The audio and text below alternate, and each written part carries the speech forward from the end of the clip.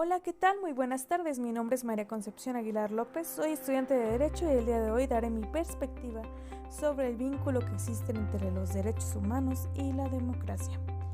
Comúnmente la democracia se define como el poder del pueblo y de esta definición podemos relacionar lo que conlleva esto. Analicemos qué necesita el pueblo para gobernar de manera digna y correcta. Aquí es donde entran los derechos humanos. Antiguamente el poder se centraba en solo una o algunas personas y no había ni era permitido opinar sobre la forma de gobernar de los mismos. Tuvieron que pasar muchos sucesos históricos y guerras.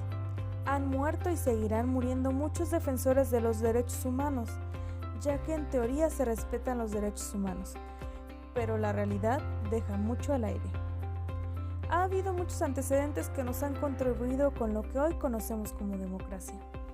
En primer lugar, lo primero que buscaron los derechos humanos fue el derecho a la vida, la libertad, derecho a la salud, a la vivienda, a una vida digna, a tener una propiedad, a expresarte, y eso trajo como consecuencia la libertad de expresión, la libertad de prensa, entre otros. En consecuencia del surgimiento de estos derechos humanos y de movimientos sociales y políticos, nació lo que hoy conocemos como democracia. Retomemos.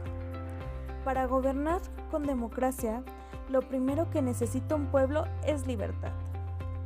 Después necesita tener una vida digna, y esto conlleva que se tendrían que garantizar muchos derechos que hoy en día no siempre se garantizan. Sin embargo, podemos decir que sin la democracia no existirían los derechos humanos, ya que para llegar a ella, el pueblo tuvo que pelear por sus derechos, y sin los derechos humanos no existe la democracia. Pues si no ejercen los mismos, tampoco podemos ejercer la democracia. Cada uno de ellos forma parte uno del otro, tal y como plantea Miguel Carbonell, el cual dice: en un sistema democrático florecen los derechos humanos, pero en un sistema donde respeten los derechos humanos, florece la democracia. Otra forma de sustentar esto sería el principio de igualdad, que de acuerdo con la Constitución Política de los Estados Unidos Mexicanos, establece que todos los individuos son iguales ante la ley y tienen derecho a ejercer sus derechos civiles y políticos.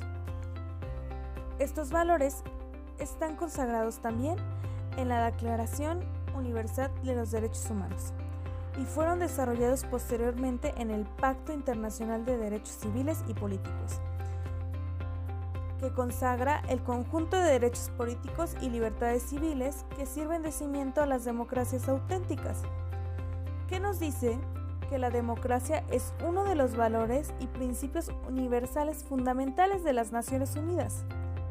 El respeto de los derechos humanos y las libertades fundamentales y el principio de celebrar elecciones periódicas y genuinas mediante sufragio universal son elementos esenciales de la democracia. Finalmente, resulta importante destacar que los derechos humanos son inherentes a la democracia.